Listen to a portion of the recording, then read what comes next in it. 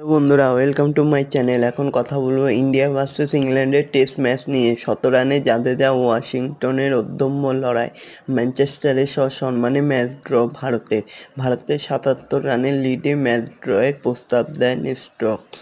তো বন্ধুরা, এরকমই সব খেলার খবর প্রতিনিয়ত জানতে হলে চ্যানেলটিকে অতি শীঘ্রই লাইক, কমেন্ট, সাবস্ক্রাইব করতে ভুলো না।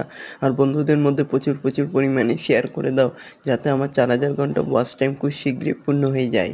India versus England test match ছিল, যেখানে জাদেজা ও ওয়াশিংটনের অদম্য লড়াই দেখা গেছে। তাছাড়া এই ম্যানচেস্টারে সসম্মানে ম্যাচটা ড্র করতে পেরেছে।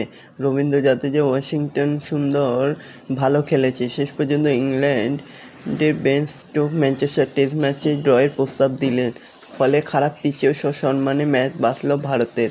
১৪৩ ওভারে ব্যাট করে ইংল্যান্ডের মুখের গ্রাস ছিনিয়ে নিয়ে সিরিজ টিকে রইলেন শুভমন গিলরা। রবিবার দ্বিতীয় ইনিংসে